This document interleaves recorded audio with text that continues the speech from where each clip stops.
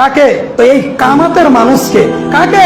তো এই পৃথিবীর মানুষকে যখন বলা হয়, আল্লাহ সুবহানাহু ওয়া তাআলা বলছেন ওয়াইজা কিলা লাহুম, যখন মানুষকে বলা হয়, যখন এই পৃথিবীর মানুষকে বলা হয়, এই জেলার মানুষকে যখন বলা হয়, যখন মুর্শিদাবাদ জেলার মানুষকে বলা হয়, যখন কামাতের এই মানুষকে বলা হয়, এই মসজিদের আশেপাশে যে সমস্ত বাড়ি আছে তাদেরকে যখন বলা হয় কি ইত্তাবিউ, তোমরা ইত্তেবা করো মা আনজালাল্লাহ, যা কিছু আল্লাহ নাজিল করেছে, যা কিছু রাসূল সাল্লাল্লাহু আলাইহি ওয়াসাল্লাম বলেছে।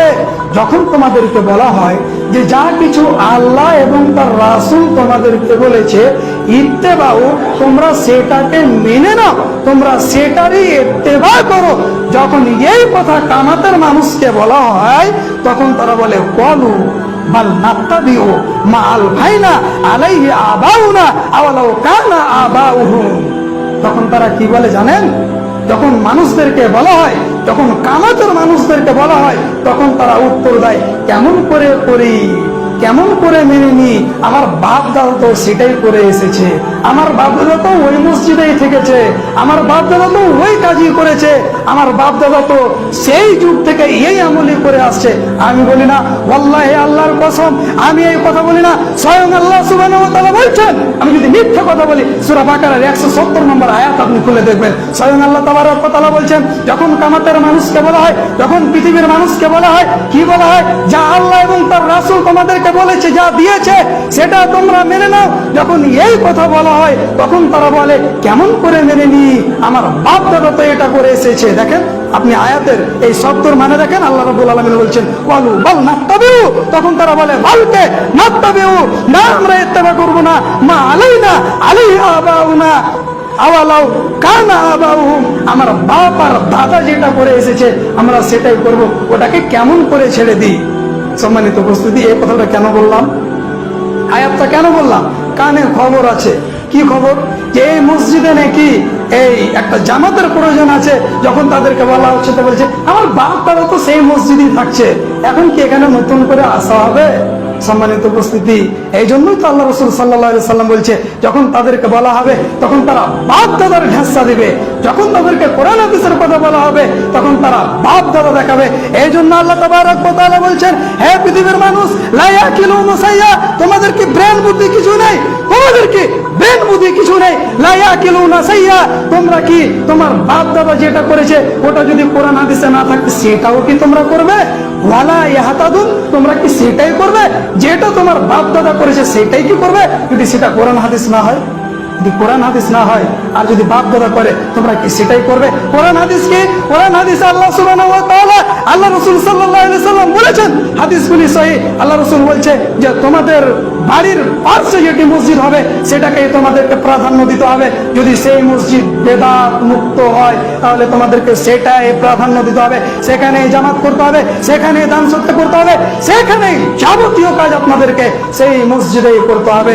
সম্মানিত উপস্থিতি, শুধু তাই নয়, রাসূল সাল্লাল্লাহু আলাইহি সাল্লাম মুসলিম শরীফের হাদিসের মধ্যে বলেন, হাদিস সহিহ, হাদিস নাম্বার 1631, আল্লাহ রাসূল সাল্লাল্লাহু আলাইহি সাল্লাম বলেন, ওয়া নবী হুরায়রা রাদিয়াল্লাহু আনহু قال قال رسول الله صلى الله عليه وسلم اذا مات الانسان انقطع عنه عمله الا من ثلاثه الا من صدقه جاريه او علم ينتفع به او ولد صالح يدعو له।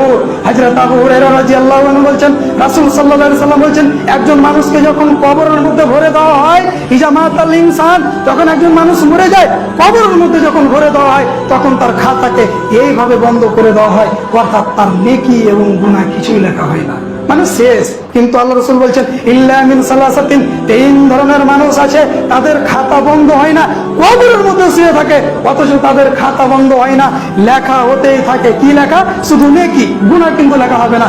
মানুষ যখন মারা যায় তখন তার গুনাহ লেখা হবে না, তবে হ্যাঁ যদি গুনাহ সাদকায়ে জারিয়া করে যায় সেটা কিন্তু কবরের মধ্যে লেখা হবে। কিন্তু আল্লাহ রাসূল বলছে যখন মানুষ মারা যায় তখন তার সব আমল বন্ধ হয়ে যায়। কিন্তু ইল্লা মিন সালাসাতিন সাদাকাতিন জারিয়া, তিন ধরনের মানুষ আছে যারা যারা মরার পরেও কবরের মধ্যে শুয়ে শুয়ে নেকি পেতে থাকে। নাম্বার 1, ইল্লা মিন সালাসাতিন সাদাকাত, ইল্লা মিন সাদাকাতিন জারিয়া, একটি হচ্ছে যারা সাদকায়ে জারিয়া করে যাবে। এই মসজিদ হয়েছে বাড়ির পাশে, এই মসজিদে 10, 20, 100, 50 করে সাদকায়ে জারিয়া করে গেছে। একটা টাকা দিয়েছে, 10,000, 5,000 দিয়েছে, এই মসজিদকে সহযোগিতা করেছে। আল্লাহ রাসূল বলছে এখনি যদি মরো তুমি কবরের মধ্যে শুয়ে শুয়ে নেকি পেতে থাকবে। আও ওয়ালাদিন সালিহিন ইনতাফা লাহু, আল্লাহ রাসূল বলছেন যে আরেকটা হচ্ছে নাম্বার 2, আল্লাহ রাসূল সাল্লাল্লাহু আলাইহি ওয়াসাল্লাম বলেছেন যে 2 নম্বরে হচ্ছে তুমি যদি কোনো, আল্লাহ রাসূল বলছেন ইল্লা মিন সাদাকাতিন জারিয়াতিন আও ইলমিন ইয়ানতাফাউ বিহি, 2 নম্বর হচ্ছে এমন ইলম শিক্ষা যেটা হচ্ছে কোরআনের শিক্ষা, হাদিসের শিক্ষা। এই কোরআন এবং হাদিসের শিক্ষা যদি কেউ শিখে এবং অপরকে যদি শিক্ষা দিয়ে যায় তাহলে সে কবরের মধ্যে শুয়ে শুয়ে নেকি পেতে থাকবে। নাম্বার 3, ওয়ালাদিন সলিহিন ইয়াদউ লাহু, নেক সন্তান রেখে যাওয়া।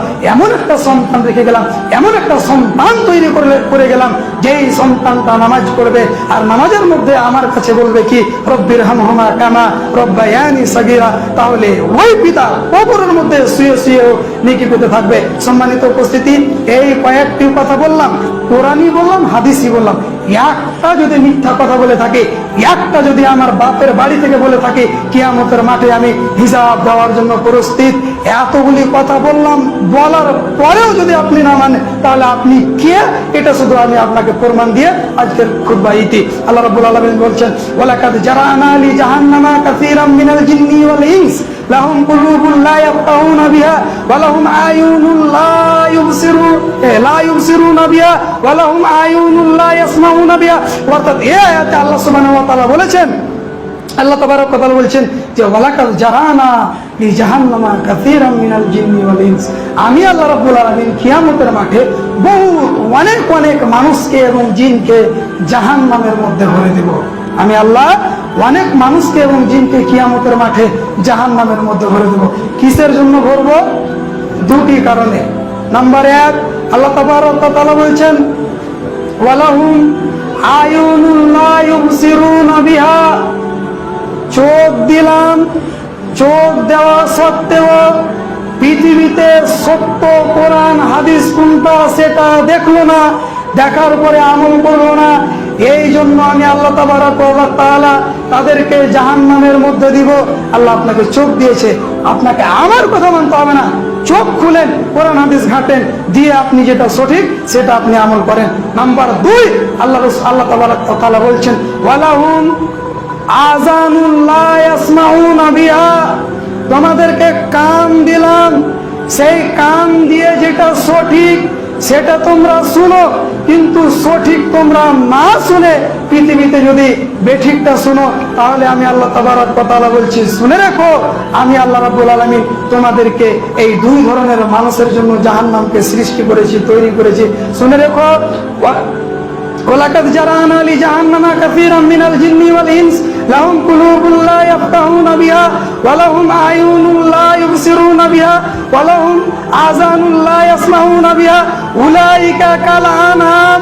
আজকের খুতবাতে যেই সমস্ত কথাগুলি বললাম, আজকের খুতবাতে যেই সমস্ত কথাগুলি বললাম, উলাইকা কাল আনআম বালহুম আজাল, শুনলো, চোখ দিয়ে দেখলো, কান দিয়ে শুনলো, চোখ দিয়ে দেখলো।